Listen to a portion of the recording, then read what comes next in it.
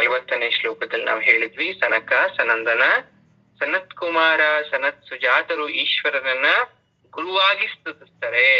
ಅವರೇ ಬ್ರಹ್ಮನ ಮಾನಸ ಪುತ್ರರು ಅನ್ನೋದನ್ನು ಕೂಡ ನಾವು ವಿಶೇಷವಾಗಿ ಅರ್ಥ ಮಾಡ್ಕೊಂಡಿದ್ವಿ ಅಲ್ವಾ. ಒಂದು ಹೇಳದ್ ನಾನು ಮರ್ತಿದ್ದೆ, ಅವರು ನಮಸ್ಕಾರವನ್ನ ಮಾಡ್ತಾರೆ. ನಾವು ದೇವರಿಗೆ ನಮಸ್ಕಾರವನ್ನ ಮಾಡ್ತೀವಿ, ನೀವು ನಮಸ್ಕಾರವನ್ನ ಮಾಡ್ತೀರಾ. ಅವ್ರು ಯಾವ ತರ ನಮಸ್ಕಾರ ಮಾಡ್ತಾರೆ ಅಂದ್ರೆ ಮುದ್ರಾ ಪ್ರದರ್ಶನ. ನೋಡಿ, ಒಂದು ಪೂಜೆ ಅಥವಾ ಆರಾಧನೆ ಅನ್ನೋದ್ರಲ್ಲಿ ಸಾಕಷ್ಟು ವಿಚಾರಗಳಿದೆ. ಅದ್ರಲ್ಲಿ ಮುದ್ರಾ ಪೂಜೆ ಕೂಡ ಒಂದಾಗಿರುತ್ತೆ. ಏನು, ಮುದ್ರೆಯನ್ನ ಪ್ರದರ್ಶನ ಮಾಡ್ತಾ ಪೂಜೆ ಮಾಡೋದು ಕೂಡ ಒಂದು ವಿಧವಾದಂತಹ ಪೂಜಾ ಕೈಂಕರ್ಯ. ಇವ್ರು ಏನ್ ಮಾಡ್ತಾರೆ, ಈ 4 ಜನ ಮುನಿಗಳು, ಬಾಲ ಮುನಿಗಳು ಏನ್ ಮಾಡ್ತಾರಂದ್ರೆ ಚಿನ್ಮುದ್ರೆಯಲ್ಲಿ, ಚಿನ್ಮುದ್ರೆ ಸರ ಹಾಗಂದ್ರೆ ನನಗೆ ಗೊತ್ತೇ ಇಲ್ಲ ಅನ್ನೋರು ಕೂಡ ಇರ್ತೀರ. ಏನಿಲ್ಲ, ಹೆಬ್ಬೆರಳು ಅದ್ರ ಪಕ್ಕದಲ್ಲಿರೋ ಬೆರಳನ್ನು ಇಟ್ಕೊಂಡ್ಬಿಟ್ರೆ, ಎರಡನ್ನು ಟಚ್ ಮಾಡಿ ಇಟ್ಕೊಂಡ್ರೆ ಅದೇ ಚಿನ್ಮುದ್ರೆ. ಆ ಚಿನ್ಮುದ್ರೆಯಲ್ಲಿ ಬಲಗೈನ ತೋರು ಬೆರಳಿನಲ್ಲಿ, ತೋರು ಬೆರಳು ಅಂದ್ರೆ ಅರ್ಥ ಆಗುತ್ತಾ ನಿಮಗೆ? ಹೆಬ್ಬೆರಳುಗಳನ್ನ ಕೆಳಮುಖವಾಗಿ ಚಾಚ್ಕೊಂಡು ಕೂತ್ಕೊಳೋದು, ಚಿನ್ಮುದ್ರೆಯಿಂದ ಕೂತ್ಕೊಳೋದು. ಆಗ 2 ಬೆರಳನ್ನ ಚಿನ್ಮುದ್ರೆ ಇಟ್ಕೊಂಡ್ರೆ ಎಷ್ಟು ಬೆರಳು ಮುಕ್ಕತ್ತೆ? ಮೂರು ಬೆರಳು ಮುಕ್ಕತ್ತೆ. ಹೀಗೆ ಈ 3 ಬೆರಳುಗಳು ಏನಿದೆ ಇದನ್ನ ಕ್ಷಣತ್ರಯ ಅಂತ ಕರಿತೀವಿ. ಈ ಕ್ಷಣತ್ರಯಗಳನ್ನ ಬಿಟ್ಬಿಡ್ಬೇಕು. 5 ಬೆರಳು, ಎಲ್ಲ ಮಾನವರಿಗೂ 5 ಬೆರಳಿರುತ್ತೆ. ಹೆಬ್ಬೆರಳು ತೋರ್ ಬೆರಳನ್ನ ಇಟ್ಕೊಂಡ್ಬಿಟ್ರೆ ಚಿನ್ಮುದ್ರೆ. ಇನ್ ಚಾಚಿರೋದು ಎಷ್ಟು ಬೆರಳಾಯ್ತು? 3 ಬೆರಳಾಯ್ತು. ಅದನ್ನ ನಾವೇನಂತ ಕರಿತೀವಿ? ಕ್ಷಣತ್ರಯ ಅಂತ ಕರಿತೀವಿ. ಬಿಡ್ಬೇಕು ಕೆಳಗಡೆ, ಈ 3 ಬೆರಳನ್ನ ಕೆಳಗಡೆ ಬಾಗಿಸ್ಬೇಕು. ಅಂದ್ರೆ ಇದು ಯಾಕೆ ಅವ್ರ ರೀತಿ ಮಾಡ್ತಾ ಇದ್ರು ಅಂದ್ರೆ, ಸರ್ ಇದ್ರಲ್ಲಿ ಏನು ವಿಶೇಷ ಇಲ್ಲ ಅಂತ ನಿಮ್ಗೆ ಅನಿಸ್ಬೋದು. ಎಡಗೈನ ಹೆಬ್ಬೆರಳನ್ನ ದೈವ ಅಂತ ಕನ್ಸಿಡರ್ ಮಾಡ್ಕೊಂತ ಇದ್ರು. ದೇವರು, ಎಡಗೈನ ಹೆಬ್ಬೆರಳು ದೇವರು. ತೋರ್ ಬೆರಳು ಮೇಲಕ್ ನೋಡ್ತಾ ಜೀವನು ದೈವವನ್ನು ನಿರಂತರವಾಗಿ ನಾನ್ ದೇವ್ರ ಮೇಲಿದ್ದಾನೆ ಅಂತ ಭಾವಿಸ್ಕೊಂಡು ದೇವ್ರ ನಮಸ್ಕಾರ ಮಾಡೋದು, ದೇವ್ರ ಪೂಜೆ ಮಾಡೋದು. ದೇವ್ರ ಎಲ್ಲಿದ್ದಾನೆ? ಮೇಲ್ಗಡೆ ಇದ್ದಾನೆ. ಹೆಬ್ಬೆರಳು ಚಿನ್ಮುದ್ರೆ ಇಟ್ಕೊಂಡಾಗ ನೀವು ಆ ತೋರ್ ಬೆರಳು ಯಾವ ಕಡೆ ಇರುತ್ತೆ? ಅದ್ರ ಡೈರೆಕ್ಷನ್ ಟುವರ್ಡ್ಸ್ ಆಕಾಶ, ಸ್ಕೈ ಅಂದ್ರೆ ಅಂತರಿಕ್ಷದ ಕಡೆ ಇರುತ್ತೆ. ಅದ್ರ ಅರ್ಥ, ನನ್ನ ಬೆರಳು ಎಡಗೈನ ಹೆಬ್ಬೆರಳನ್ನ ದೇವ್ರು ಅಂತ ಅನ್ಕೊಂಡ್ರೆ, ಪಕ್ಕದಲ್ಲಿರೋ ತೋರು ಬೆರಳು ಏನನ್ನ ತೋರಿಸ್ತಾ ಇದೆ ಅಂದ್ರೆ ಊರ್ಧ್ವ, ಮೇಲ್ಮುಖವಾಗಿ ತೋರಿಸ್ತಾ ಇದೆ. ಅದರ ಅರ್ಥ ದೇವರು ಮೇಲಿದ್ದಾನೆ ಅಂತ ಧ್ಯಾನಿಸ್ತಾ ಇದ್ದೀನಿ. ಮತ್ತೆ ಮಿಕ್ಕಿರೋ 3 ಬೆರಳುಗಳು ಏನಂತ ಸೂಚಿಸ್ತಾ ಇದೆ ಅಂದ್ರೆ ವಾಸನಾತ್ರಯವನ್ನ ಬಿಡ್ಬೇಕು ಅಂತ ಹೇಳ್ಕೊಡ್ತಾ ಇದೆ. ಇದನ್ನ ಪರಮೇಶ್ವರ ಹೇಳ್ತಾನೆ, ಮೌನವಾಗಿ ಇದನ್ನ ಆಚರಣೆ ಮಾಡ್ಬೇಕು, ಜಪ ತಪ ಮಾಡ್ಬೇಕಾದ್ರೆ. ಈ ರೀತಿ ಯಾರು ಮಾಡ್ತಾ ಇರ್ತಿರೋ, ದಕ್ಷಿಣ ದಿಕ್ಕಿನಿಂದ ಪ್ರವೇಶ ಮಾಡ್ತಕ್ಕಂಥ ಮೃತ್ಯು ಯಾವ ಕಡೆಯಿಂದ ಬರುತ್ತೆ? ಮನುಷ್ಯನಿಗೆ ದಕ್ಷಿಣ ದಿಕ್ಕಿನಿಂದ ಬರುತ್ತೆ. ಅದಕ್ಕೆ ದಕ್ಷಿಣ ಕಡೆ ತಲೆ ಹಾಕಿ ಮಲ್ಗಲ್ಲ. ಆ ಪ್ರವೇಶ ಮಾಡ್ತಕ್ಕಂಥ ಮೃತ್ಯು ಕೂಡ ಜಯಿಸಿ ಅಮೃತ ತುಲ್ಯರಾಗ್ತೀವಿ ಅಂತ. ಇದು ದಕ್ಷಿಣಾಮೂರ್ತಿ ಬಗ್ಗೆ ಹೇಳ್ತಕ್ಕಂಥದ್ದು.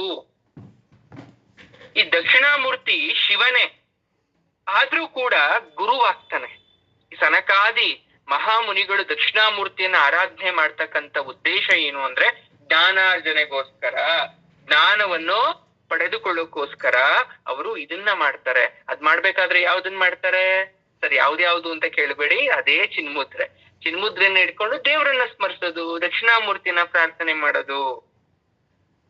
ಆ ದಕ್ಷಿಣಾಮೂರ್ತಿಯಲ್ಲಿ ಐಕ್ಯವಾಗಿರುವ ಶ್ರೀಮಾತೆಯೇ ಗುರು ರೂಪಿಣಿ. ಇದನ್ನ ಹೇಳೋ ಉದ್ದೇಶಕ್ಕೆ ಇಷ್ಟನ್ನ ಹೇಳ್ತಾರೆ. ಈ ಭಾಗ ಮುಗೀತದೆ. ಮತ್ತೆ 142ನೇ ಶ್ಲೋಕದಿಂದ ನಾವು ಶುರು ಮಾಡೋಣ. ಮಿಥ್ಯಾ ಜಗದಧಿಷ್ಠಾನ. ಮಿಥ್ಯಾ ಅಂದ್ರೆ ಎಲ್ರಿಗೂ ಗೊತ್ತು, ಇಲ್ಲ ಅಂತ, ಸುಳ್ಳು ಅಂತ. ಅಂದ್ರೆ ಅದ್ ಮರೀಚಿಕೆ, ಶಾಡೋ ಅಂತ. ಅದು ಸುಮ್ನೆ ನೆರಳಂತಾರೆ, ಇವಾಗ ಬಂದಿದ್ರೆ ಅದ್ ಯಾವಾಗ ಬೇಕಾದ್ರೂ ಹೋಗ್ಬೋದು. ನೇತಿ ಇದಲ್ಲ ಅನ್ನೋದು. ಈಗ ಅರ್ಥ ಮಾಡ್ಕೊಳ್ಳೋಣ. ಜಗನ್ಮಿಥ್ಯ ಅಂದ್ರೆ ನಾವು ನೀವು ಎಲ್ರೂ ಕೂಡ ಬಂದಿದ್ದೀವಿ, ಒಂದಿನ ಹೋಗೇ ಹೋಗ್ತೀವಿ. ಪರಬ್ರಹ್ಮ ಸ್ವರೂಪ ಒಂದೇ ಈ ಜಗತ್ತಲ್ಲಿ ಇರುತ್ತೆ ಅನ್ನೋದು ತಮ್ಗೆಲ್ರಿಗೂ ಸತ್ಯ ಅರ್ಥ ಆಗಿದೆ. ನಮಗ್ ಬೇಕಾಗಿರೋದು ಯಾಕೆ ಮಾನವ ಜನ್ಮ ಅಲ್ಪ ಅಥವಾ ಮಿಥ್ಯ? ಅವನ್ಗೆ ಪೂರ್ಣಾಯುಷ್ಯ ಕೊಡ್ಲಿಲ್ಲ ಅಂದ್ರೆ ಅವನ್ಗೆ ಯಾಕೆ ಅಮೃತ ಕುಡಿಯೋಷ್ಟು ಶಕ್ತಿ ಕೊಟ್ಟಿಲ್ಲ ಅಂತ ನೀವೆಲ್ಲ ಒಂದು ಕ್ಷಣ ಯೋಚನೆ ಮಾಡೋದಾದ್ರೆ ನೋಡಿ, ಇದ್ಯಾವುದು ನಮ್ಮ ಬುದ್ಧಿಗಿಡತಕ್ಕಂತ ಮಾತಲ್ಲ. ನಮ್ಮ ಶರೀರ ಹಸಿವು ಬಾಯಾರಿಕೆ ಎಲ್ಲದ್ರಿಂದ ಕೂಡಿರ್ತಕ್ಕಂಥದ್ದು. ಯಾರಿಗ ಹಸಿವಾಗಲ್ಲ, ಯಾರಿಗ್ ಬಾಯಾರಿಕೆ ಆಗಲ್ಲ, ಯಾರ ದೇಹಕ್ಕೆ ಸುಸ್ತಾಗಲ್ಲ, ಯಾರ ದೇಹಕ್ಕೆ ಸಂಕಟ ಆಗಲ್ಲ, ಯಾರ ದೇಹಕ್ಕೆ ಮೋಹ ಮಮಕಾರಗಳಿಲ್ಲ, ಇದ್ಯಾವುದೂ ಇಲ್ಲ ಅಂದ್ರೆ ನೀವು ಅಮೃತ ಕುಡ್ದಿದ್ದೀರಾ ಅಂತ ಅರ್ಥ, ಅಥವಾ ಅಮೃತದಷ್ಟು ಶಕ್ತಿ ಇದೆ ಅಂತ ಅರ್ಥ, ಅಥವಾ ದೇವಿಯ ಪೂರ್ಣ ಪ್ರಮಾಣವಾಗಿ ಅವಳನ್ನ ಸೇವಿಸಿದೀರಾ ಅಂತ ಅರ್ಥ. ಹಾಗಾಗಿ ಇದ್ಯಾವುದೂ ಆಗಲ್ಲ. ಇದೆಲ್ಲ ನಿಮ್ಮಲ್ಲಿ ಇದೆ ಅಂದ್ರೆ ಅರ್ಥ ಮಾಡ್ಕೊಬಿಡಿ, ನೀವು ಮಿಥ್ಯಾ, ನೀವು ಶಾಶ್ವತ ಅಲ್ಲ ಅಂತ ಅರ್ಥ ಮಾಡ್ಕೊಬಿಡಿ. ಸರ್ ಹಾಗಾದ್ರೆ ಮಿಥ್ಯಾ ಅಂದ್ರೆ ಏನು? ನಂಗೆ ಇನ್ನೂ ಸ್ವಲ್ಪ ಕರೆಕ್ಟ್ ಆಗಿ ಅರ್ಥ ಆಗೋ ತರ ಹೇಳಿ. ನೋಡಿ, ಪ್ರತಿ ಕ್ಷಣ ಎಷ್ಟೋ ಬದಲಾವಣೆ ಆಗ್ತಾ ಇರುತ್ತೆ ನಮ್ಮ ಶರೀರಕ್ಕೆ. ವಸ್ತು ಆಗಿರ್ಬೋದು, ಸಮುದಾಯ, ಭೋಗ, ಭಾಗ್ಯ, ಪರಿಸರ, ಈ ದೃಶ್ಯ ಪ್ರಪಂಚ ಎಲ್ಲ ಕೂಡ. ಕೆಲವು ಸಲ ಮೋಡ ನೋಡ್ತಾ ಇದ್ರೆ ಗಂಧರ್ವ ತರ ಕಾಣಿಸುತ್ತೆ, ಯಾವುದೋ ದೇವ್ರ ತರ ಫೀಲ್ ಆಗುತ್ತೆ, ಅದ್ರ ಮೇಲೆ ಏನೋ ಒಂಥರ ಮೋಹ ಬರುತ್ತೆ, ಸುಮ್ನೆ ಯಾವುದೋ ಒಂದು ಚಿಂತೆಗೆ ಹೋಗ್ಬಿಡ್ತೀವಿ. ಅಥವಾ ಕಾಮ ಕ್ರೋಧ ಉಂಟಾಗ್ಬೋದು, ಮದಮಾತ್ಸರ್ಯ ಉಂಟಾಗ್ಬೋದು. ದೇವ್ರು ಬೇಡ, ಪೂಜೆನೂ ಬೇಡ, ಯಾವ ದೇವಸ್ಥಾನಕ್ಕೂ ಹೋಗೋದ್ ಬೇಡ, ಏನ್ ಒಳ್ಳೇದಾಗಿದೆ ನನಗೆ, ನಿಮ್ಗೆ ಏನು ಒಳ್ಳೇದಾಗ್ಲಿಲ್ಲ, ಸುಮ್ನೆ ದೇವ್ರ ಪೂಜೆ ಮಾಡ್ಕೊಂಡ್ ಬರ್ತಾ ಇದ್ದೀನಿ ಅಂತ ಅನ್ಸಿರ್ಬೋದು. ನಿಮ್ಗೆ ದೈವ ಸಾನ್ನಿಧ್ಯಕ್ಕೆ ದೂರವಾಗ್ಬೇಕು ಅಂತ ಅನ್ಕೊಂಡಿರ್ಬೋದು. ಈ ಜಗತ್ತನ್ನ ನಶಿಸೋ ಸ್ವಪ್ನ ನಿಮಗ್ ಬಿದ್ದಿರ್ಬೋದು. ಎಲ್ರಿಗಿಂತ ನೀವೇ ಬಹಳ ಶಕ್ತಿಶಾಲಿಯಾಗಿ ಇಡೀ ದೇಶವನ್ನ, ಇಡೀ ಜಗತ್ತನ್ನ ಧ್ವಂಸ ಮಾಡುವಂತ ಆ ಶಕ್ತಿ ನನ್ನಲ್ಲಿದೆ ಅನ್ನೋ ಸ್ವಪ್ನ ಬಂದಿರ್ಬೋದು, ಕನಸು ಬಿದ್ದಿರ್ಬೋದು ನಿಮಗೆ. ಆದ್ರೆ ಅದ್ ನಿಜನ? ರಾತ್ರಿ ಕಂಡಂತ ಕನಸು, ಎಲ್ಲಾ ಕನಸು ಬೆಳಗ್ಗೆ ಎದ್ದೇಳಷ್ಟು ನಿಜ ಆಗಿರುತ್ತ? ಕನಸು ಹೇಗೆ ನನಸಾಗೋದಿಲ್ವೋ ಎಲ್ಲ ಕನಸುಗಳು ಕೂಡ, ಅದೇ ತರ ಮಾನವ ಜನ್ಮ ಅಲ್ಪ ಅನ್ನೋದು ಸತ್ಯ. ನಾವು ಯಾವಾಗ್ಲೂ ಕೂಡ ಆರೋಗ್ಯವಂತರಾಗಿ ದೀರ್ಘಕಾಲವಾಗಿ 100 ವರ್ಷ ಅಲ್ಲ 500 ವರ್ಷದ ತನಕ ಬದುಕ್ತೀವಿ ಅಂತಕ್ಕಂಥದ್ದು ಮಿಥ್ಯಾ. ನನ್ನದಿದು, ಇದು ನಾನು ಯಾರಿಗೂ ಕೊಡಲ್ಲ. ನಾನ್ ಕಷ್ಟಪಟ್ಟು ಸಂಪಾದನೆ ಮಾಡಿರೋದು, ಅಥವಾ ನನ್ನ ತಂದೆ ತಾಯಿ ಅಥವಾ ಪಿತ್ರಾಜಿತ ಆಸ್ತಿ ಇದು. ನಾನ್ ಯಾಕೆ ಬೇರೆಯವ್ರಿಗೆ ಕೊಡ್ಬೇಕು? ನಾನ್ ಯಾಕೆ ದಾನ ಮಾಡ್ಬೇಕು? ಸ್ವಾರ್ಥ. ಶರೀರಕ್ಕೆ ಅಗತ್ಯವಾದ ಆಹಾರಕ್ಕೆ ಸಂಪಾದನೆಯ ಅವಲಂಬನೆ ಬೇಕು, ಅಂದ್ರೆ ಒಂದು ಕೆಲಸ ಬೇಕು, ಕುಟುಂಬ ಶ್ರೇಯಸ್ಸನ್ನ ನೋಡ್ಕೊಳ್ತಕ್ಕಂಥ ಹೊಣೆಗಾರಿಕೆ ಇರಬೇಕು. ಇದೆಲ್ಲ ಇಟ್ಕೊಂಡು ಇದ್ದಿದ್ರಲ್ಲೇ ಉಪಾಸನೆ ಅಥವಾ ಯಾವುದೇ ಸಾಧನೆ, ಯಾವ ನಾಮ ಜಪ, ಯಾವ ಪೂಜೆ ಕ್ರಮವಾಗಿ ನೀವು ಮಾಡ್ಬಿಟ್ರೆ ಅದೇ ಮಾನವ ಜನ್ಮದ ಅಧಿಕೃತ ಸಾಧನೆ. ಸರಿ, ಆಕಾಶದಲ್ಲಿ ನಡೆಯಕ್ ಆಗುತ್ತಾ? ನಮ್ ಕೈಲಿ ನಡೀತೀರಾ ಯಾರಾದ್ರೂ ಆಕಾಶದಲ್ಲಿ? ಹಾಗೆ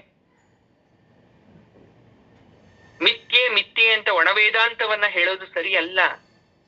ನನ್ ದೇವರನ್ನ ಮುಟ್ಬಿಟ್ಟು ಬರ್ತೀನಿ ಅನ್ನೋದು ಅದು ಕೂಡ ಮಿಥ್ಯೆ. ಒಂದು ಹಡಗು ಸಮುದ್ರದಲ್ಲಿ ಹೋಗ್ತಾ ಇರುತ್ತೆ ಮುಂದಕ್ಕೆ. ಅದ್ ಮುಂದೆ ಹೋಗ್ಬೇಕಾದ್ರೆ ಏನಾಗುತ್ತೆ ಹೇಳಿ? ನೀರ್ ಹಿಂದಕ್ಕೆ ತಳ್ಳಲ್ಪಡುತ್ತದು. ಮುಂದೆ ಪ್ರೆಷರ್ ಮುಂದಕ್ಕೆ ಹೋದ್ಮೇಲೆ ನೀರ್ ಏನಾಗುತ್ತೆ? ಹಿಮ್ಮುಖವಾಗಿ ಚಲಿಸುತ್ತೆ. ಮುಂದೆ ಹೋಗ್ತಾ ಹೋಗ್ತಾ ಹೋಗ್ತಾ ಒಂದು ದಡ ಸೇರ್ಬೇಕಲ್ವಾ? ಹಾಗಾದ್ರೆ ಆ ದೂರ ಕ್ರಮಿಸ್ತಲ್ಲ, ಅದು ನಿಜನ? ನೀರು ನಿಜವಾಗ್ಲೂ ಹಿಂದಕ್ಕೆ ಹೋಗಿದ್ ನಿಜನ? ಅಲ್ಲಿ ಸಮುದ್ರ ಇರೋದೇ ನಿಜನ? ಯಾವ್ದ್ ನಿಜ? ಯಾವ್ದ್ ಸತ್ಯ ಅದರಲ್ಲಿ? ನಾವು ಪೂಜೆ ಪುನಸ್ಕಾರ ಮಾಡ್ಬೇಕಾದ್ರೂ ಇಷ್ಟೇನೆ. ಜಗನ್ಮಾತೆಯನ್ನ ಸಾಕ್ಷಾತ್ಕರಿಸ್ಕೊಳ್ಬೇಕಾದ್ರೆ ಮುಖ್ಯವಾಗಿ ಬೇಕಾಗಿರೋದು ಡೆಸ್ಟಿನಿ ಅಥವಾ ಗಮ್ಯಸ್ಥಾನ ಅಥವಾ ಕೊನೆ ದಡ ನಮಗ್ ಬೇಕಾಗಿರೋದು. ನಾವ್ ಹಡ್ಗಕ್ ಹೋದ್ವಾ ಅಥವಾ ಈಜಾಡ್ಕೊಂಡ್ ಹೋದ್ವಾ, ಹಡ್ಗಲ್ ಹೋಗ್ಬೇಕಾದ್ರೆ ನೀರು ಹಿಮ್ಮುಖವಾಗಿ ಚಲಿಸ್ತಾ ಅಂತಕ್ಕಂಥ ಆಲೋಚನೆ ಬೇಡ. ಅದೆಲ್ಲ ಮಿಥ್ಯ. ಅದೆಲ್ಲ ಮಿಥ್ಯ. ಶಾಶ್ವತವಾದದ್ದು ಆ ಹಡಗು ದಡ ಹೋಗಿ ಸೇರ್ತು ಅನ್ನೋದೇ ಶಾಶ್ವತ. ದಡದಲ್ಲಿ ನಿಂತಿದೆ ಅನ್ನೋದೇ ಶಾಶ್ವತ. ನಾವು ಯಾವ ರೀತಿ ಪೂಜೆ ಮಾಡಿದ್ವಿ, ಯಾವ ರೀತಿ ಆರಾಧನೆ ಮಾಡಿದ್ವಿ ಅನ್ನೋದಕ್ಕಿಂತ ಕಡೆಗೆ ತಾಯಿ ಸಾಕ್ಷಾತ್ಕಾರ ಸಿಕ್ತಾ ನಮ್ಗೆ, ಪೂಜೆ ಫಲ ಸಿಕ್ತಾ ನಮ್ಗೆ ಅನ್ನೋದೇ ಸತ್ಯ. ನೀವು ಮಧ್ಯೆ ಉಪವಾಸ ಮಾಡಿದ್ದು, ದುಡ್ಡಿಲ್ಲ ಅಂದ್ರೂ ಸಾಲ ಮಾಡಿ ಪೂಜೆ ಮಾಡಿದ್ದು, ಅಥವಾ ಎಷ್ಟೋ ಕಷ್ಟವನ್ನ ಅನುಭವಿಸಿದ್ದು, ನೆಲದ ಮೇಲೆ ಊಟ ಮಾಡಿದ್ದು, ಅದೆಲ್ಲ ಮಿಥ್ಯ. ಅದ್ಯಾವುದು ಸತ್ಯ ಅಲ್ಲ. ಆ ಜಗನ್ಮಾತೆಯನ್ನ ಯಾಕೆ ಮಿಥ್ಯೆ ಅಂತ ಕರೆದಿದ್ದಾರೆ ಅಂದ್ರೆ, ಇಡೀ ಜಗತ್ತು ಸಮುದ್ರ ಅನ್ಕೊಳೋದಾದ್ರೆ ಈ ಶರೀರ ಅಂತಕ್ಕಂಥದ್ದು ಒಂದು ನೌಕೆ ಅಥವಾ ಒಂದು ಹಡಗು, ಒಂದು ಶಿಪ್ ಇದ್ದಾಗೆ. ಯಾವ ರೀತಿ ಈ ಸಮುದ್ರದಲ್ಲಿ ಈ ಹಡಗು ಮುಂದಕ್ಕೆ ಹೋಗ್ಬೇಕು ಅಂದ್ರೆ ಆ ಗಾಳಿ ವೇಗ ಅಥವಾ ನೀರಿನ ಹಿಂದಕ್ಕೆ ಸರಿಸ್ಬೇಕೋ, ತಾಯಿ ನಮ್ಮನ್ನ ತಂದು ಸಮುದ್ರದ ಮಧ್ಯೆ ಬಿಟ್ಬಿಟ್ಟಿದ್ದಾಳೆ ಎಲ್ಲಾ ಹಡಗುಗಳು. ಆದ್ರೆ ಎಲ್ಲಾ ಹಡಗು ದಡವನ್ನ ಮುಟ್ಟೋದಿಲ್ಲ, ಅರ್ಥ ಮಾಡ್ಕೊಳ್ಳಿ. ಯಾರು ಹಡಗು ದಡ ಅಂದ್ರೆ ಆ ತಾಯಿ ಪಾದ, ಆ ತಾಯಿ ಸಾಕ್ಷಾತ್ಕಾರ. ಎಲ್ರೂ ಕೈಲೂ ಆ ದಡವನ್ನ ಮುಟ್ಟಕ್ಕಾಗಲ್ಲ. ಸಮುದ್ರದಲ್ಲಿ 1000 ಹಡಗು ನಿಂತಿದೆ, 1000 ಹಡಗು ಹೋಗಿ ಮುಟ್ಟಲ್ಲ ದಡವನ್ನ. ಯಾವುದೋ ಕೆಲವೊಂದಷ್ಟು ಹಡಗು ಮಾತ್ರ ಮುಟ್ತಾ ಇದೆ. ಇದರ ಅರ್ಥ ನಾವು ದೇವಿಗೆ ಶರಣಾಗತಿ ಆಗಿಲ್ಲ. ಮಿಥ್ಯವಾದ ಜಗತ್ತಿನಲ್ಲಿ ಸುಖ ವೈಭವಕ್ಕೆ ಮರೆತು ಬಿಟ್ಟು ನಾವು ಅಲ್ಲೇ ಇದೀವಿ. ಕಡೆಗೆ ಒಂದು ದಿನ ನಾವು ಮುಳುಗೋರೆ. ದಡಕ್ ಹೋಗಿ ಸೇರ್ಕೊಂಡವರು ಸೇಫ್ ಆದ್ರು, ಸುರಕ್ಷಿತರಾದ್ರು, ದೇವಿ ಕೃಪೆಗೆ ಪಾತ್ರರಾದ್ರು. ಸಮುದ್ರದಲ್ಲಿ ನಿಂತಿರ್ತಕ್ಕಂತ ನಾವೆಲ್ಲರೂ ಮುಳುಗೋಗ್ಬಿಡ್ತೀವಿ. ಮುಕ್ತಿಯನ್ನ ಕರುಣಿಸ್ತಕ್ಕಂಥವಳು ತಾಯಿ, ಮುಕ್ತಿ ರೂಪಿಣಿ ಅಂತ ಕರಿತೀವಿ. ಎಲ್ಲ ಭವಬಂಧ ಮೋಚನೆಗಳು ವಿಮುಕ್ತಿ ಆದ್ಮೇಲೆ, ನಮ್ಮ ಜವಾಬ್ದಾರಿಗಳೆಲ್ಲ ಮುಗಿದ್ಮೇಲೆ ಏನ್ ಕೇಳ್ಕೊಂತೀವಿ ನಾವು? ಅನಾಯಸೇನ ಮರಣಂ ಅಲ್ವಾ? ಅಂದ್ರೆ ಕಷ್ಟ ಇಲ್ದಿರೋ ಸಾವು ಕೊಡು ಪರಮಾತ್ಮ. ತಾವು ಬಂದ್ರು ನಿನ್ನ ಪಾದದಲ್ಲೇ ಬರೋ ತರ ಮಾಡು, ನಿನ್ನ ಹತ್ರ ಕರ್ಸ್ಕೊಂಡ್ಬಿಡು ಅಂತ ಕೇಳ್ತೀವಿ. ಆ ಮುಕ್ತಿ ಬೇಕು. ಯಾವ ಮಾನವ ಇನ್ನೂ ಬದುಕ್ಬೇಕು ಅಂತ ಆಸೆ ಇಟ್ಕೊಂತಾನೋ ಅವನು ಮುಳುಗ್ತಾ ಇರೋನು ಸಮುದ್ರದಲ್ಲಿ. ನಿಜವಾದ ವ್ಯಕ್ತಿ ಎಲ್ಲ ಮುಗಿದ್ಮೇಲೆ ಹೇಳ್ತಾನೆ, ನನ್ನ ಜೀವನದಲ್ಲಿ ಎಲ್ಲಾ ರೀತಿಯಾದಂತಹ ಕಾರ್ಯವನ್ನ ನಾನು ಮಾಡಿ ಮುಗಿಸ್ಬಿಟ್ಟಿದ್ದೇನೆ, ಇನ್ ದೇವ್ರು ಯಾವಾಗ ಬೇಕಾದ್ರೂ ಕರ್ಕೊಳ್ಳಿ ಅಂತ ಇರ್ತಾರೆ ಕೆಲವೊಬ್ರು. ನಾನು ಖುಷಿಯಿಂದ ಹೋಗ್ತೀನಿ ಅಂತಾರೆ ಕೆಲವೊಬ್ರು.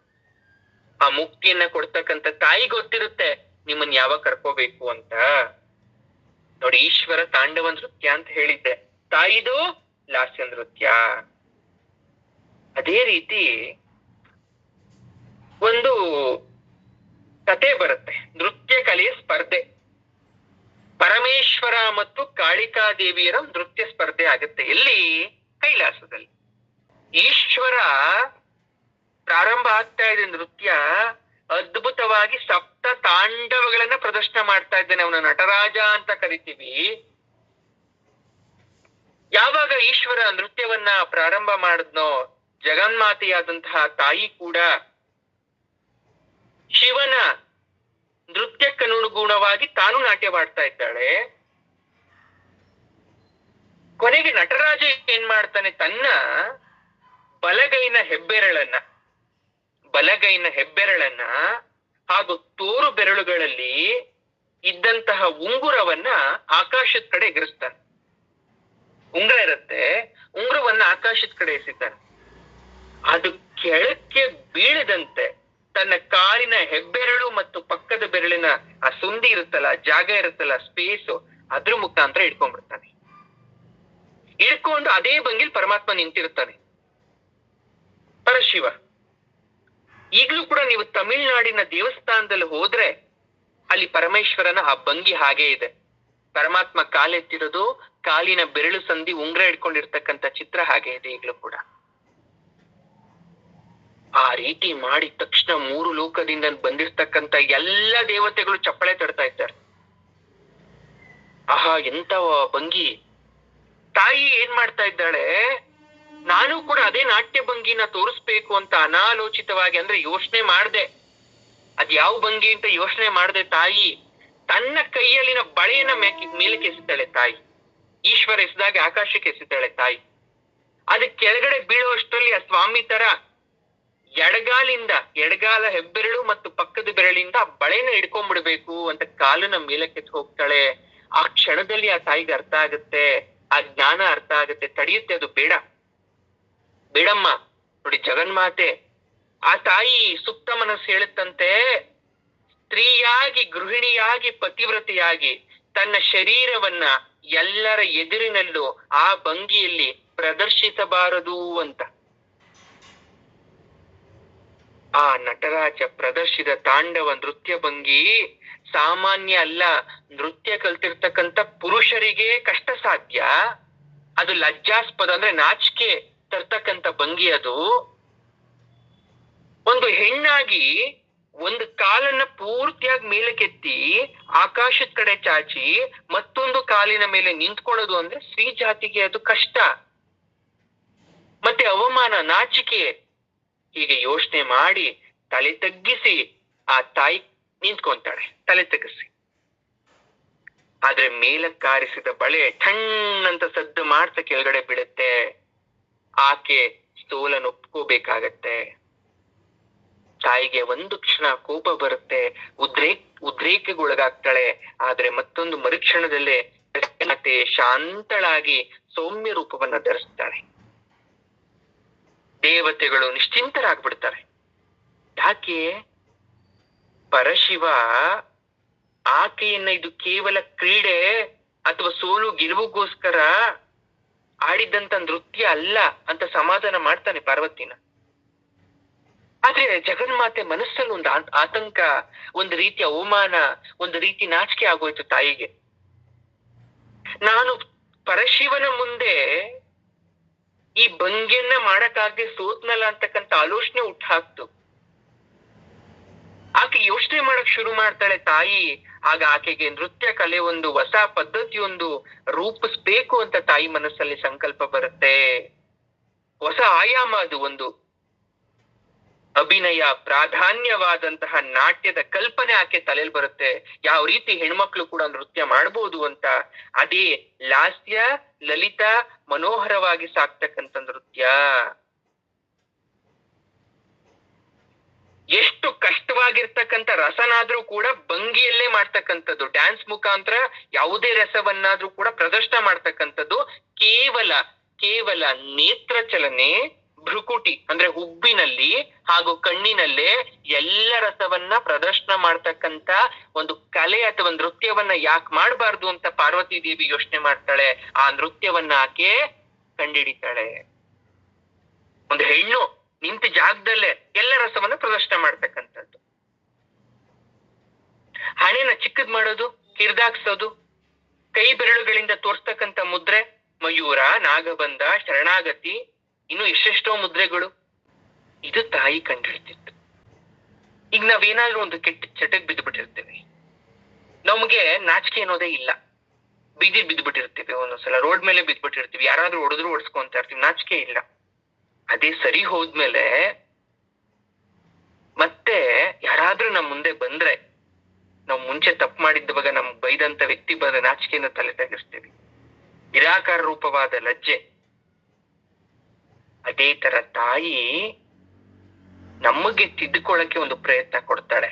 ಪ್ರತಿ ಸೋಲಿನಿಂದೆ ಒಂದು ಗೆಲುವನ್ನ ಇಟ್ಟಿರ್ತಾಳೆ ತಾಯಿ. ಪ್ರತಿಯೊಂದು ಕಷ್ಟದ ಹಿಂದೆ ಒಂದು ಸುಖವನ್ನ ಇಟ್ಟಿರ್ತಾಳೆ, ಒಂದು ಪಾಠವನ್ನ ಇಟ್ಟಿರ್ತಾಳೆ. ಅದನ್ನ ಕಲೀಲಿಕ್ಕೆ ನಾವು ಸಿದ್ಧರಾಗಿರ್ಬೇಕು, ಕೈ ಸೋತು ಕುತ್ಕೋಬಾರದು. ಹಾಗಾಗಿ ಆಕೆಯನ್ನ ಆ ರೀತಿ ಕರ್ತಿರೋದು. ಅವತ್ತು ತಾಯಿ ಸೋದ್ಲಿಲ್ಲ ಅಂದಿದ್ರೆ ಇವತ್ತೆಲ್ಲ ಹೆಣ್ಮಕ್ಳು ಬರೀ ನಿಂತ ಜಾಗದಲ್ಲೇ 9 ರಸಗಳನ್ನ ಪ್ರದರ್ಶನ ಮಾಡಕ್ ಆಗ್ತಿರ್ಲಿಲ್ಲ. ಆಗ್ತಿರ್ಲಿಲ್ಲ.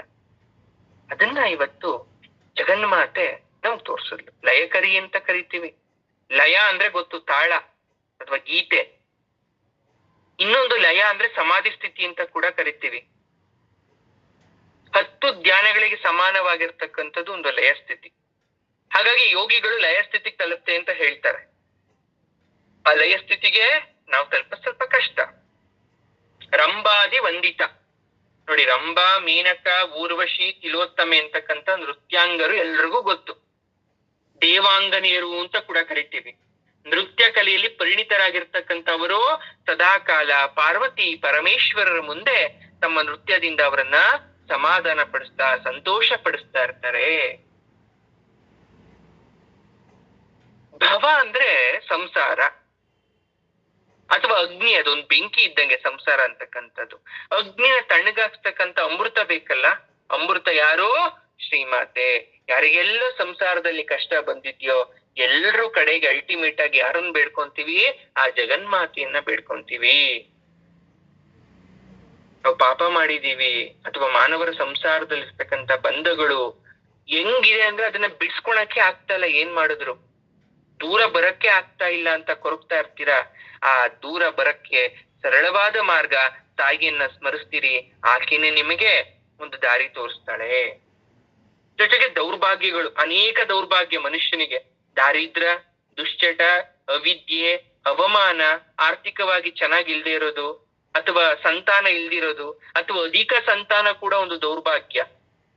ಈ ರೀತಿ ಎಡೆ ಬಿಡದ ಕಾಯಿಲೆಗಳು ಬರ್ಬೋದು. ಒಂದಾದ್ಮೇಲೆ ಒಂದ್ ಮನುಷ್ಯನ ಹಿಂಡಿ ಇಪ್ಪೆ ಮಾಡುತ್ತೆ.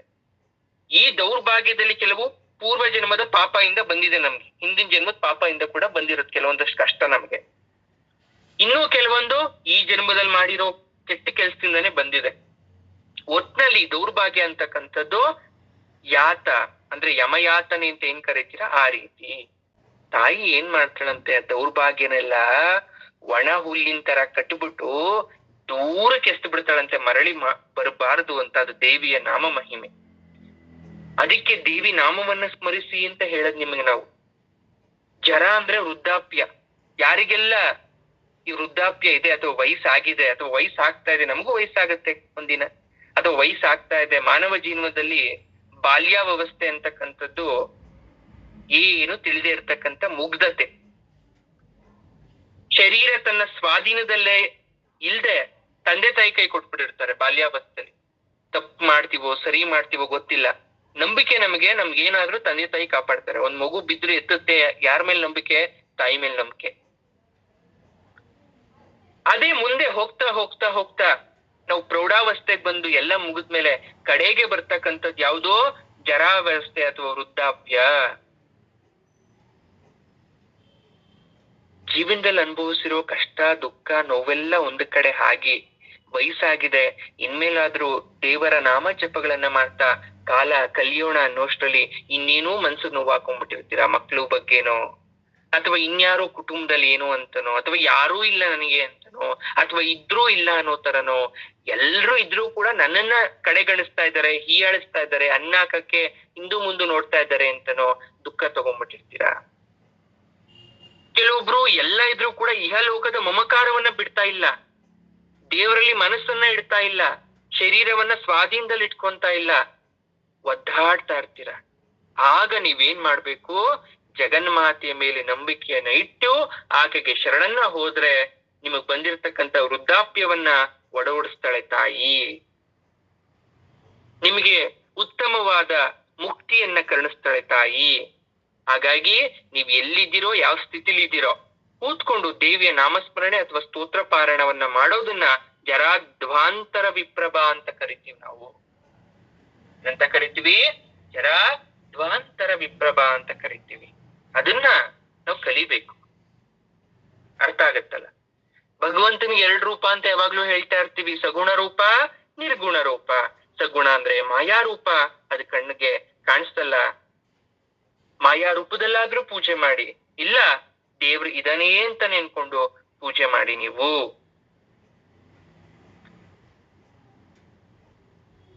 ಇನ್ನೊಂದು ಮುಖ್ಯವಾದ ವಿಚಾರ ಹೇಳ್ಬೇಕು ನಿಮಗೆ. ಆಲ್ರೆಡಿ ಹೇಳ್ದೆ, ಅನಾಯಸೇನ ಮರಣಂ ವಿನಾ ದೈನ್ಯೇನ ಜೀವನಂ ಅಂತ. ನನ್ ದೇಹಕ್ಕೆ ಏನೋ ಕಾಯಿಲೆ ಬಂದ್ಬಿಟ್ಟಿರುತ್ತೆ, ನಿಮಗೆ ಯಾವ್ದೋ ಒಂದು ಕಾಯಿಲೆ, ನರಳ್ತಾ ಇರ್ತೀರ. ಯಾವ ರೀತಿ ನರಳೋದು ಅಂದ್ರೆ ನಿಮ್ಗೆ ಇನ್ನೊಬ್ರು ಹೆಲ್ಪ್ ಬೇಕೇ ಬೇಕು, ನಿಮ್ ಸೇವೆ ಮಾಡ್ತಾ ಇರ್ತಾರೆ. ಕೆಲವೊಂದ್ಸಲ ಬೆಡ್ ರಿಡನ್ ಆಗ್ಬಿಟ್ಟಿರ್ತೀರ, ಹಾಸಿಗೆ ಮೇಲೆನೆ ಮಲ್ಕೊಂಡೇ ಇರ್ತೀರ, ಅಲ್ಲೇ ಯಾರಾದ್ರೂ ಒಬ್ರು ಬರ್ಬೇಕು, ತಿನ್ನಿಸ್ಬೇಕು, ಮಾಡ್ಬೇಕು. ಆಗ ಒಂದು ಮೂಮೆಂಟ್ ಅಲ್ಲಿ ಅನ್ಸುತ್ತ ಅವ್ರಿಗೆ, ನಂಗೆ ಇನ್ನೂ ಆಯುಷ್ಯ ಮುಗ್ದಿಲ್ವಾ? ಹಾಗಾದ್ರೆ ಆಯುಷ್ಯ ಮುಗಿಯೋ ತನಕ ನನ್ಗೆ ನೆರಳಾಟ ತಪ್ಪಲ್ವಾ? ಸಾವು ಬೇಕಲ್ವಾ ನನಗೆ? ನನ್ ಜೀವನದಲ್ಲಿ ಇನ್ನೊಬ್ರ ಅಂಗಲಾಚಿ ಕಾಡಿ ಬೇಡಿ ಅಪಮಾನದಿಂದ ಜೀವಿಸೋ ತರ ಯಾವತ್ತೂ ಆಗ್ಬಾರ್ದು.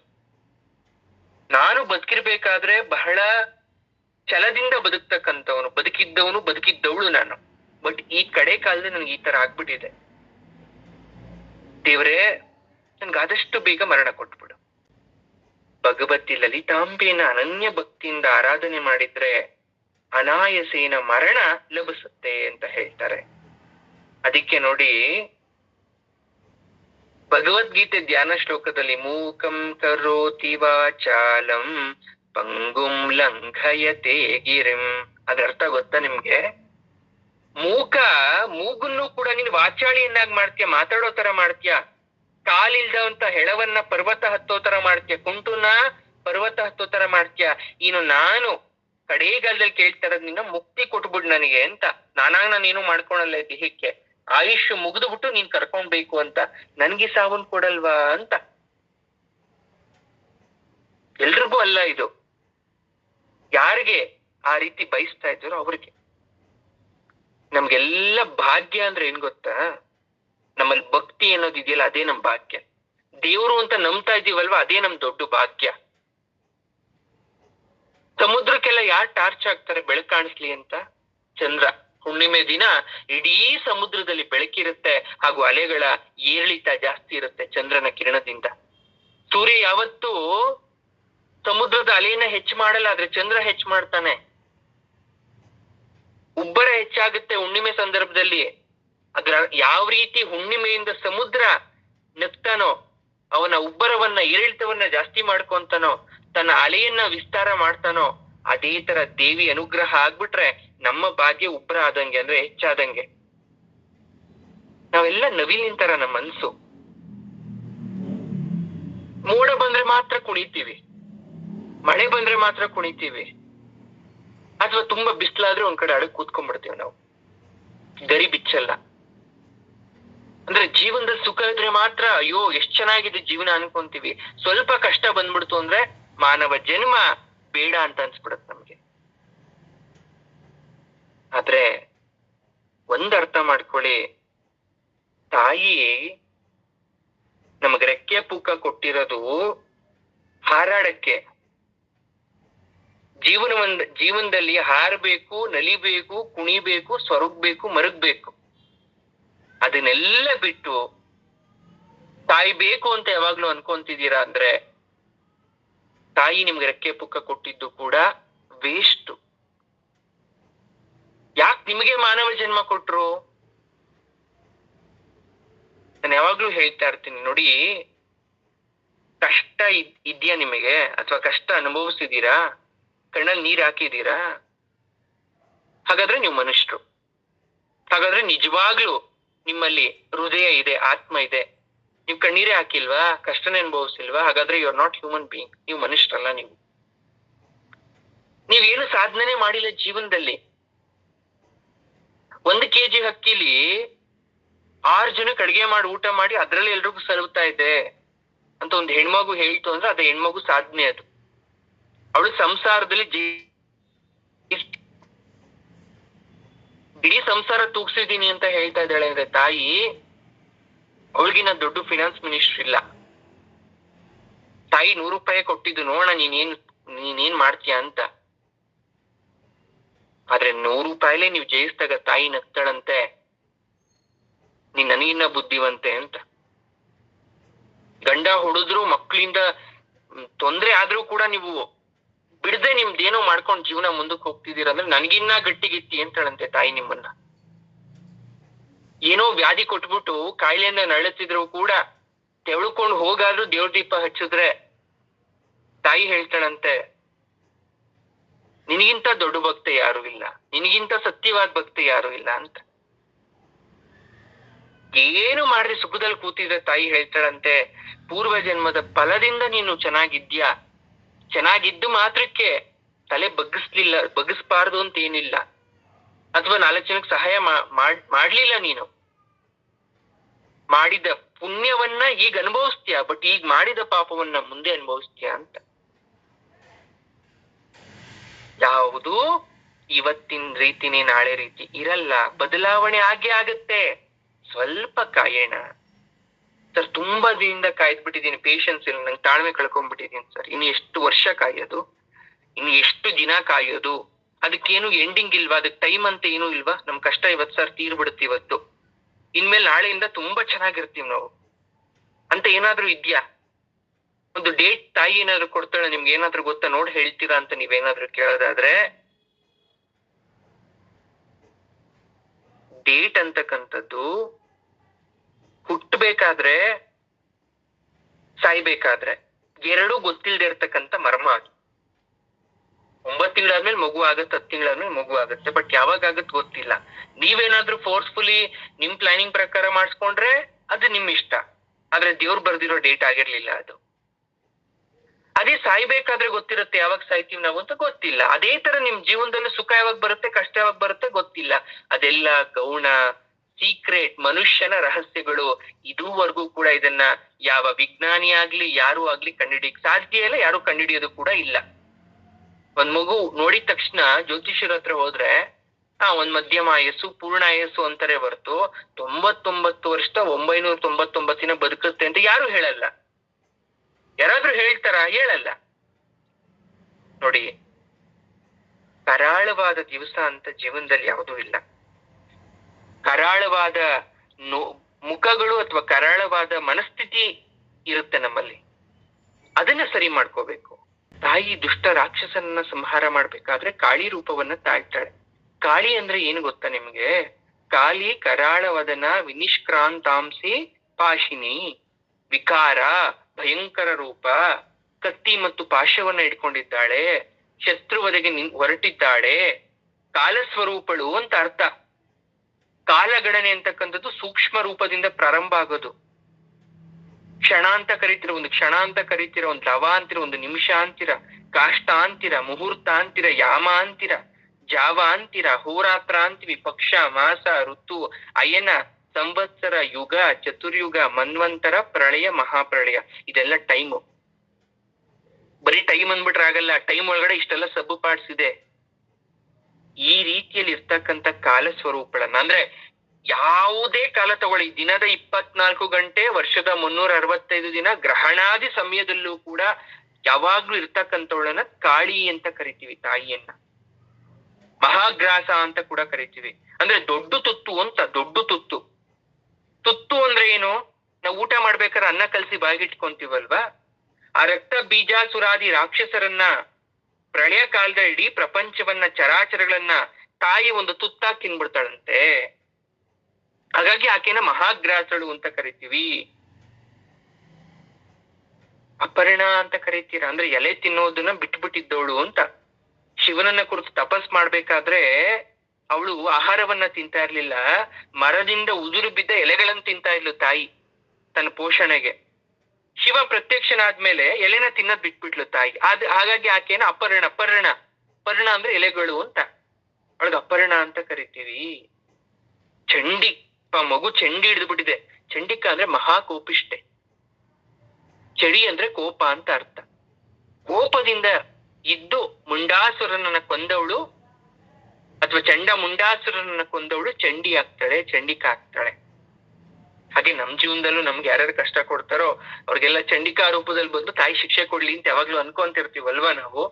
ಆದ್ರೆ ಬೇಡ, ಆ ರೀತಿ ಬಯಸೋದ್ ಬೇಡ. ಯಾಕೆಂದ್ರೆ ಅವ್ರಿಗೆ ಶಿಕ್ಷೆ ಆಗ್ಬೇಕಾದ್ರೆ ಯಾವುದೋ ಒಂದು ರೂಪದಲ್ಲಿ ಅವ್ರಿಗೆ ಹಾಗೆ ಆಗತ್ತೆ. ನಾವು ಎಲ್ಲವನ್ನ ತಾಯಿಯ ಪಾದಕ್ಕೆ ಅರ್ಪಿಸ್ಬಿಡ್ಬೇಕು. ಅಂದ್ರೆ ಅಪರ್ಣ ಅಂದ್ರೆ ಪರಮೇಶ್ವರನ ಘೋರ ತಪಸ್ಸನ್ನ ಆಚರಿಸ್ಬೇಕಾದ್ರೆ ಗಾಳಿಗೆ ಉದಿರಿದ ಒಣ ಎಲೆಯನ್ನ ಆಹಾರವಾಗಿ ಕೆಲವು ದಿನ ಸ್ವೀಕರಿಸ್ತಾಳೆ. ಎಷ್ಟು ದಿನ ಆದ್ರೂ ಕೂಡ ಈಶ್ವರ ಬರೋದೇ ಇಲ್ಲ. ಆಗ ಮತ್ತೆ ತಪಸ್ಸನ್ನ ತೀವ್ರಗೊಳಿಸಿ ಏನ್ ಮಾಡ್ತಾಳೆ? ಆ ಒಣಗೋಗಿರೋ ಎಲೆನ ತಿನ್ನೋದ್ ಬಿಟ್ಬಿಡ್ತಾಳೆ ತಾಯಿ.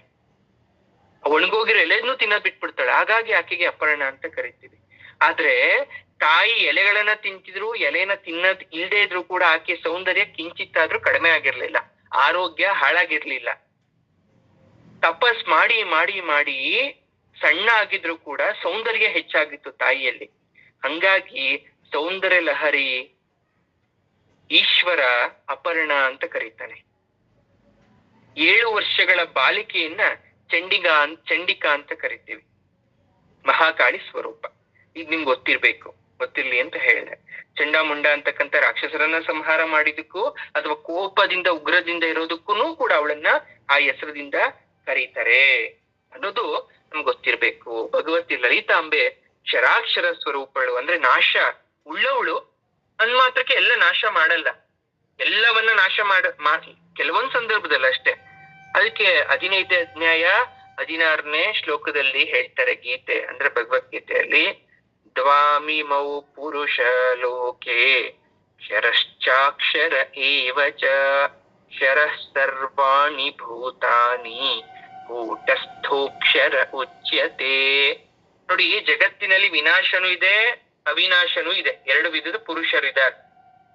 ಅಂದ್ರೆ ನಮ್ ದೇಹಕ್ಕೆ ಸಾವು ಇದೆ, ಹುಟ್ಟು ಇದೆ. ನಮ್ಮ ಶರೀರಕ್ಕೆ ಸಾವಿದೆ, ಆತ್ಮಕ್ ಸಾವಿಲ್ಲ ಅಂತ ಪರಮಾತ್ಮ ಹೇಳ್ತಾನೆ. ಅದೇ ತರ ತಾಯಿ ನಾಶ ಮಾಡ್ತಾಳೆ, ತುತ್ತು ಮಾಡಿ ತಿನ್ಕೊಂಡ್ಬಿಡ್ತಾಳೆ. ಅಂದ್ರೆ ಇಲ್ಲಿರ್ತಕ್ಕಂತ ಕೆಲವೊಂದಷ್ಟು ವಸ್ತುಗಳನ್ನ ಭಾಗವನ್ನ ತಿಂದು ಮತ್ತೆ ಹೊಸದನ್ನ ಸೃಷ್ಟಿ ಮಾಡಕ್ಕೆ, ಅದೇ ಆತ್ಮಗಳಿಗೆ ಮರುಜೀವವನ್ನ ಕೊಟ್ಟು ಇದೇ ಭೂಮಿಯಲ್ಲಿ ಉದ್ಭವ ಮಾಡಕ್ಕೋಸ್ಕರ ಆ ರೀತಿ ಹೇಳಿದ್ದಾರೆ. ಅರ್ಥ ಆಯ್ತಾ? ನಂಬಿದ ಭಕ್ತರಿಗೆ ಆಕೆ ಭೋಗ ಮೋಕ್ಷಗಳನ್ನ ಕೊಡ್ತಕ್ಕಂಥವಳು. ಮೊದ್ಲು ಭೋಗ ಕೊಟ್ಟು ತಾಯಿ ನೋಡ್ತಾಳೆ, ಅಥವಾ ಮೊದ್ಲು ಕಷ್ಟ ಕೊಟ್ಟು ತಾಯಿ ನೋಡ್ತಾಳೆ, ದುರುಪಯೋಗ ಮಾಡ್ಕೊಂಡವ್ರನ್ನ ಶಿಕ್ಷಿಸ್ತಾಳೆ, ಸದ್ವಿನಿಯೋಗ ದಾನ ಧರ್ಮಾದಿಗಳಿಗೆ ವಿನಿಯೋಗಿಸಿದವ್ರಿಗೆ ಮೋಕ್ಷವನ್ನ ಕೊಡ್ತಾಳೆ. ಯಾಕಂದ್ರೆ ಸದಾ ಶುದ್ಧಳು ಅವಳು, ಶುದ್ಧ ಮನಸ್ಸಿನವಳು. ದೇವಿಗೆ ದಾಸವಾಳ ಹೂವು ಅಂದ್ರೆ ತುಂಬಾ ಪ್ರಿಯ ಅಂತ ತಗೊಂಡೋಗಿರ್ತೀರ. ಯಾಕೆ? ದೇವಿಯ ಮೈ ಬಣ್ಣ ನಸು ಕೆಂಪು ಬಣ್ಣದಿಂದ ಕೂಡಿದೆ. ಸಾಮಾನ್ಯವಾಗಿ ದಾಸವಾಳದ ತೊಟ್ಟಿನ ಹತ್ತಿರ ಅಥವಾ ಒಳಗಡೆ ಎಸಳುಗಳ ಬುಡದಲ್ಲಿ ಕೆಂಪು ಅಥವಾ ನಸುಗೆಂಪು ಬಣ್ಣ ಇರುತ್ತೆ. ಅಂದ್ರೆ ಆ ದಾಸವಾಳ ಹೂವು ಇದೆ, ಐಬಿಸ್ಕಸ್ ಫ್ಲವರ್ ಇದೆಯಲ್ಲ, ಅದ್ರ ಮಧ್ಯ ಪಾರ್ಟ್ ನೋಡಿದ್ರೆ ನಿಮಗೆ ಲೈಟ್ ರೆಡ್ ಕಲರ್ ಇರುತ್ತದು. ಮತ್ತೆ ಕಪ್ಪು ಬಣ್ಣ ಕೂಡ ಇರ್ಬೋದು ಮಧ್ಯ. ಜೊತೆಗೆ ಒಂದು ಮಧ್ಯದಿಂದ ಒಂದು ಕಡ್ಡಿ ಹೋಗಿರುತ್ತೆ, ಶಲಾಕ ಅಥವಾ ಬಾಲ ತರ ಹೋಗಿರುತ್ತೆ, ಅದಕ್ಕೆ ಚಿಕ್ಕ ಚಿಕ್ಕ ಕೇಸರ ಇರುತ್ತೆ. ಇದು ದಾಸವಾಳ ಹೂವಿಗೆ ಸಾಮಾನ್ಯ. ಇನ್ನು ದಾಸವಾಳಲ್ಲಿ ಬೇರೆ ಬೇರೆ ರೀತಿಯಾದಂತಹ ದಾಸವಾಳ ಕೂಡ ಇದೆ ನಿಮಗೆ. ಬೆಳಿಗಿರೋದು ಅಥವಾ ಬಿಳಿಗಿರೋದು, ಮಿಶ್ರ ಕೆಂಪು, ಮಧ್ಯಾಹ್ನ ಟೈಮಲ್ಲಿ ಕೆಂಪು ಬಣ್ಣದಿಂದ ಹಿಡಿದು ಸೂರ್ಯ ಮುಳುಗ್ಬೇಕಾದ್ರೆ ಇನ್ನು ಡಾರ್ಕ್ ರೆಡ್ ಕಲರ್ ಆಗ್ತಕ್ಕಂಥದ್ದು, ಗೊಂಡೆ ದಾಸವಾಳ, ಎಲ್ಲ ರೀತಿ ಇರುತ್ತೆ. 5 ಕೇಸರ ಇರತಕ್ಕಂಥದ್ದಿದೆ. ಅಂದ್ರೆ ಇದೆಲ್ಲ ಯಾಕೆ ಹೇಳ್ತಾ ಇರೋದು? ಜಪಾ ಪುಷ್ಪ ನಿಭಾಕೃತಿ ಅನ್ನೋ ಶಬ್ದದಿಂದ ದಾಸವಾಳದ ಮಧ್ಯದ ಕೇಸರದಿಂದ ತ್ರಿಗುಣಾತೀತಳಾಗಿ ಧನ್ಯವರ್ತಳಾಗಿ ಇದ್ದಾಳೆ. ದಾಸವಾಳಕ್ಕೆ ತಾಯಿಗೆ ಕಂಪೇರ್ ಮಾಡ್ತಾರೆ. ಒಂದು ಜಗತ್ತು, ಆ ತೊಟ್ಟೇನಿದೆ ಹಸಿರು ಕಲರ್ ಭಾಗ, ಗ್ರೀನ್ ಕಲರ್, ಅದು ಸೆಪಲ್ ಏನಿದೆ, ಆ ಕಾಂಡದಿಂದ ಬಂದು ಆ ಹೂವನ್ನ ಹೋಲ್ಡ್ ಮಾಡ್ಕೊಂಡಿರ್ತಲ್ಲ, ಅದು ಜಗತ್ತು. ಆ ಜಗತ್ತಿಗೆ ನಾನಾ ರೂಪ, 5 ದಳ ಬರುತ್ತೆ, ಪಂಚಭೂತಗಳು. 5 ದಳಗಳು ಪಂಚಭೂತಗಳು. ಪಂಚಭೂತದ ಒಳಗಡೆ ಮಧ್ಯೆ ಏನಿದೆ? ಬ್ರಹ್ಮಾಂಡ ಅಡಗಿ ಕೂತಿದೆ. ಕೆಂಪು ಬಣ್ಣ ಆದ್ರೂ ಆಗಿರ್ಬೋದು, ಕಪ್ಪು ಬಣ್ಣ ಆಗಿರ್ಬೋದು. ಆ ಬ್ರಹ್ಮಾಂಡದ ಮಧ್ಯದಿಂದ ಮೇಲ್ಗಡೆ ಬಂದಿರ್ತಕ್ಕಂಥದ್ದೇನು? ಆ ಬ್ರಹ್ಮಾಂಡದ ಒಳಗಿರ್ತಕ್ಕಂಥ ಎಲ್ಲ ಸೃಷ್ಟಿಗಳು, ಗಿಡ ಮರ ಬಳ್ಳಿ ನಾವು ನೀವು ಎಲ್ಲ. ಆ ತುದಿಯಲ್ಲಿ ನೋಡಿ ಮತ್ತೆ 5 ಚಿಕ್ಕ ಚಿಕ್ಕದಿರುತ್ತೆ, ಅದ್ರ ಮೇಲೆ ಚಿಕ್ಕ ಚಿಕ್ಕದು ಕೇಸರದಳ ಇರುತ್ತೆ. ಅದೇನು ಸೂಚನೆ ಕೊಡುತ್ತೆ ಅಂದ್ರೆ, ಬ್ರಹ್ಮಾಂಡದ ಒಳಗಡೆ ಆ ತಾಯಿ ಆ ಎಲ್ಲ ಪರಿಸರ ಅಥವಾ ಪ್ರಕೃತಿಯನ್ನ ಇಟ್ಟು, ಅದ್ರ ಮೇಲೆ ಮತ್ತೆ ಪಂಚಕಾಯಗಳನ್ನ ಇಟ್ಟು, ಅದ್ರ ಮೇಲೆ ಪೌಡ್ರು ಫಾರ್ಮ್ ಅಲ್ಲಿ ಏನಿದೆ, ಆ ಪುಡಿಗಳೇನಿರುತ್ತೆ, ಮುಟ್ಟಿದ ತಕ್ಷಣ ಕೈಗೆ ಏನ್ ಅಂಟ್ಕೊಂಡಿರುತ್ತೆ ಹಳದಿ ಬಣ್ಣದಲ್ಲಿ, ಅದೇ ತಾಯಿ ಆವಾಸ ಸ್ಥಾನ ಅಥವಾ ನಶ್ವರ ಸ್ಥಾನ ಅಂತ ಕೂಡ ಕರಿತೀವಿ. ಗಾಳಿ ಬೀಸಿದ ತಕ್ಷಣ ಅದು ಹಾರು ಹೋಗ್ಬಿಡುತ್ತೆ, ಅದು ಶಾಶ್ವತ ಅಲ್ಲ. ಈ ಬ್ರಹ್ಮಾಂಡದಲ್ಲಿ ನೀವ್ಯಾರು ಶಾಶ್ವತ ಅಲ್ಲ. ಒಳಗಡೆ ಇರ್ತಕ್ಕಂಥ ಬ್ರಹ್ಮಾಂಡ ಕಾಯಿ ಆಗುತ್ತೆ, ಅದೇ ಕಾಯಿ ಮತ್ತೆ ಕೆಳಗಡೆ ಬಿದ್ದು ಮತ್ತೆ ಇನ್ನೊಂದು ಭೂಮಿ ಆಗುತ್ತೆ. ಅಂದ್ರೆ ಆತ್ಮ, ಒಳಗಡೆ ಇರ್ತಕ್ಕಂಥ ಭಾಗ ಆತ್ಮ, ಆತ್ಮದ ಸುತ್ತ ಇರ್ತಕ್ಕಂಥದ್ದು ಶರೀರ, ಆ ಶರೀರ ನಶ್ವರ, ಆತ್ಮವೇ ಶಾಶ್ವತ ಅಂತ ದಾಸವಾಳಕ್ಕೂ ಆ ತಾಯಿಗೂ ಕಂಪೇರ್ ಮಾಡ್ತಾರೆ, ಹೋಲಿಕೆಯನ್ನ ಮಾಡ್ತಾರೆ. ಅರ್ಥ ಆಯ್ತಲ್ಲ? ಗೀತೆಯಲ್ಲಿ ಯಜ್ಞ ಅಂತ ಕರೀತಾರೆ. ಯಜ್ಞ ಅಂದ್ರೆ ಪೂಜೆ. ಸಹ ಯಜ್ಞ ಪ್ರಜಾ ಸೃಷ್ಟ್ವ ಪುರೋವಾಚ ಪ್ರಜಾಪತಿ ಅನೇನ ಪ್ರಸವಿಷ್ಯತ್ವ ಮೇಷವೋಸ್ತಿಷ್ಟ್ವ ಕಾಮಧಕ್. 3ನೇ ಅಧ್ಯಾಯ 10ನೇ ಶ್ಲೋಕದಲ್ಲಿ ಹೇಳ್ತಾರೆ.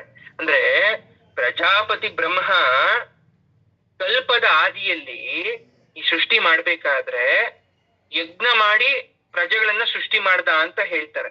ಅಂದ್ರೆ ಜೀವನ ಅನ್ನೋದೇ ಒಂದು ಯಜ್ಞ. ಈ ಯಜ್ಞದಲ್ಲಿ ಏನೇನಿರ್ಬೇಕು? ಅಹಿಂಸೆ ಇದೆ, ಸಂಯಮ ಇದೆ, ನಿಯಮ ಇದೆ, ಶಾಂತಿ ಇದೆ, ಕಷ್ಟ ದುಃಖ ಎಲ್ಲ ಇದೆ. ಎಲ್ಲ ನಾವು ಯಜ್ಞ ಮಾಡ್ತಾ ಇರೋದು ತಾಯಿ ಕೊಡ್ತಾ ಇದೀವಿ. ಯಜ್ಞದ ಅವಿಸನ್ನ ತಾಯಿ ತಗೋ ನೀನು ಅಂತ. ಆದ್ರೆ ಯಾವ್ದು ನೀವು ಜಾಸ್ತಿ ಕೊಡ್ತಿರೋ ತಾಯಿ ಅದನ್ನ ಸ್ವೀಕರಿಸ್ತಾಳೆ. ಪಾಪ ಕೊಡ್ತೀರಾ, ಪಾಪ ಸ್ವೀಕರಿಸಿ ನಿಮ್ಗೆ ಅದು ವಾಪಸ್ ಕೊಡ್ತಾಳೆ. ಪುಣ್ಯ ಕೊಡ್ತೀರಾ, ಪುಣ್ಯ ಸ್ವೀಕರಿಸಿ ಮತ್ತೆ ಅದನ್ನೇ ನಿಮ್ಗೆ ವಾಪಸ್ ಕೊಡ್ತಾಳೆ. ಕೆರೆ ನೀರನ್ನ ಕೆರೆಗೆ ಚೆಲ್ತಾಳೆ. ಆದ್ರೆ ನಾವ್ ಅನ್ಕೊಳ್ಳೋದು ತಾಯಿ ಎಲ್ಲ ಕಷ್ಟ ನಮ್ಗೆ ಕೊಟ್ಬಿಟ್ಲು ಅಂತ. ಓಂ ಯಜ್ಞ ಇತಿ ಯಜ್ಞೇನ ದೇವ ದಿವಂಗತ ಯಜ್ಞೇನಾಸುರನ್ ಅಪಾನುದಂತ ಯಜ್ಞೇನ ದ್ವಿಷಂತೋ ಮಿತ್ರ ಭವಂತಿ ಯಜ್ಞೇ ಸರ್ವಂ ಪ್ರತಿಷ್ಠಿತಂ ತಸ್ಮಾತ್ ಯಜ್ಞಂ ಪರಂ ವದತಿ ಅಂತಿ. ಪ್ರತಿಫಲಾಪೇಕ್ಷೆ ಇಲ್ಲದ ಯಜ್ಞಗಳು ಮೋಕ್ಷ ಸಾಧನ. ನೀವೇನಾದ್ರೂ ಯಜ್ಞ ಯಾಗ ಮಾಡ್ಬೇಕಾದ್ರೆ, ಈಗ ಧಾರ್ಮಿಕವಾಗಿ ಎಲ್ರಿಗೂ ಒಳ್ಳೇದಾಗ್ಲಿ ಅಂತ ಯಜ್ಞ, ಅದ್ ಧಾರ್ಮಿಕ ಕರೆ, ಅದ್ ಪ್ರತಿಫಲಾಪೇಕ್ಷೆ ಇಲ್ಲ, ನನಗ್ ಮಾತ್ರ ಒಳ್ಳೇದಾಗ್ಲಿ ಅನ್ನೋದು ಏನಿಲ್ಲ. ಆ ರೀತಿ ನೀವೇನಾದ್ರೂ ಯಜ್ಞ ಮಾಡಿದ್ರೆ ಅಥವಾ ಜೀವನವನ್ನ ನಡೆಸ್ತಿದ್ರೆ, ಎಲ್ಲ ತಾಯಿ ಪಾದಕ್ಕೆ ಹಾಕಿ ಜೀವನ ನಡೆಸ್ತಾ ಇದ್ರೆ, ದೇವಲೋಕದ ಇಂದ್ರ ಪದವಿ ಅಥವಾ ಸ್ವರ್ಗ ಪದವಿ ಅಥವಾ 100 ಅಶ್ವಮೇಧ ಯಜ್ಞವನ್ನ ಮಾಡಿರ್ತಕ್ಕಂಥ ಪುಣ್ಯ ನಿಮಗೆ ದೊರಕುತ್ತೆ ಅಂತ ಗೀತೆಯಲ್ಲಿ ಹೇಳ್ತಕ್ಕಂಥದ್ದು. ಎಕ್ಸಾಂಪಲ್, ವರಮಹಾಲಕ್ಷ್ಮಿ ವ್ರತ ಮಾಡ್ತೀರಾ, ಹರತಾಳಿಕ ವ್ರತ ಮಾಡ್ತೀರಾ, ವಟ ಸಾವಿತ್ರಿ ವ್ರತ, ಚಾಂದ್ರಾಯಣ, ಪುಂಸವನ, ಋಷಿ ಪಂಚಮಿ, ಏಕಾದಶಿ ವ್ರತ, ಶಿವರಾತ್ರಿ ವ್ರತ, ಅದುಃಖ ವ್ರತ, ಮಂಗಳಗೌರಿ ವ್ರತ, ಸಂಕಷ್ಟಿ ವ್ರತ, ಇವೆಲ್ಲ ಏನ್ ಮಾಡ್ತಾ ಇದ್ದೀರಲ್ವಾ, ಇದೆಲ್ಲ ಯಾಕೆ ಮಾಡೋದು ಹೇಳಿ? ನಮ್ಮ ಸ್ವಂತಿಗೆಗೋಸ್ಕರ. ಸರ್ ಹಂಗಾದ್ರೆ ಇದೆಲ್ಲ ತಪ್ಪಲ್ಲ. ಆದರೆ ಇದೆಲ್ಲ ನಿಯಮಬದ್ಧವಾಗಿ ಅಂತಃಕರಣ ಶುದ್ಧವಾಗಿ ನೀವೇನಾದ್ರೂ ನಿಮ್ಗೋಸ್ಕರ ಬೇಡ್ಕೊಂಡು ವ್ರತ ಮಾಡಿದ್ರು ತಾಯಿ ಇಂಪ್ರೆಸ್ ಆಗ್ತಾರೆ, ಅಂದ್ರೆ ತಾಯಿ ನಿಮ್ಮನ್ನ ಕಾಪಾಡ್ತಾಳೆ. ಬೇರೆಯವರು ಕೆಟ್ಟದಾಗ್ಲಿ ಅಂತ ಯಾವುದೇ ವ್ರತ ಯಾವುದೂ ಇಲ್ಲ. ಎಲ್ಲಿದೆ ಶಾಸ್ತ್ರದಲ್ಲಿ ಇನ್ನೊಬ್ರು ಕೆಟ್ಟದಾಗ್ಲಿ, ಶತ್ರುಗೆ ಸೋಲಾಗ್ಬೇಕು ಅಂತ ಯಾವ್ದಾದ್ರು ಇದೆಯಾ ವ್ರತ? ಎಲ್ಲೂ ಇಲ್ಲ. ಎಲ್ಲ ನಮ್ಗೆ ಒಳ್ಳೇದಾಗ್ಲಿ ಅಂತಾನೆ ಹೇಳಿರ್ತಕ್ಕಂಥದ್ದು. ಕಥೆ ಇರುತ್ತೆ ಪ್ರತಿಯೊಂದು ವ್ರತ. ಸೂತ ಪುರಾಣಿಕರು ಇದನ್ನು ಹೇಳಿದರು, ನರದ ಮಹರ್ಷಿಗಳು ಹೇಳಿದರು ಅಂತ ಕಥೆಯನ್ನ ಶುರು ಮಾಡ್ತೀರ. ಈ ವ್ರತವನ್ನು ಯಾರು ನಿಷ್ಠೆ ಪದ್ಧತಿ ಕ್ರಮಾನುಸಾರವಾಗಿ ಮಾಡುವಿರೋ ಅವರಿಗೆ ಸುಖ ಭೋಗ ಐಶ್ವರ್ಯಾದಿಗಳು ದೊರೆತು ಕೊನೆಯಲ್ಲಿ ಏನ್ ಸಿಕ್ಕಿರುತ್ತೆ? ವೈಕುಂಠ ಲೋಕ, ಕೈಲಾಸ ಲೋಕ ಸಿಕ್ಕಿರುತ್ತೆ ಅಂತ ಲಾಸ್ಟ್ ಅಲ್ಲಿ ಬರುತ್ತೆ ಅಲ್ವಾ? ಯಾವುದೇ ಕಥೆಯಲ್ಲಾದ್ರೂ ಇದು ಬಂದೇ ಬರುತ್ತೆ. ಅಂದ್ರೆ ಯಾರು ಯಾವುದೇ ವ್ರತನಾದ್ರೂ ಕೂಡ ನಿಮ್ಗಾದ್ರೂ ಪರವಾಗಿಲ್ಲ, ಭಕ್ತಿಯಿಂದ ಪ್ರೀತಿಯಿಂದ ಅದ್ರಲ್ಲಿ ಯಾವ್ದು ಮೋಸ ಇಲ್ದಿರ ಮಾಡ್ತೀರಾ, ಅದು ನಿಮ್ಗೆ ದಕ್ಕುತ್ತೆ. ಇನ್ನೊಬ್ರಿಗೆ ಮೋಸ ಮಾಡ್ಬೇಕು ಅನ್ಕೊಂಡು ಅಥವಾ ಏನೋ ನಾನು ಮಾಡ್ಬೇಕಲ್ಲ ಅಂತ ಮಾಡ್ತಾ ಇದ್ರೆ ಅದು ನಿಮಗೆ ದಕ್ಕಲ್ಲ ಅಂತ ಇಲ್ಲಿ ಬಹಳ ಸುಂದರವಾಗಿ ಹೇಳ್ತಾ ಇರ್ತಕ್ಕಂತ ಮಾತು.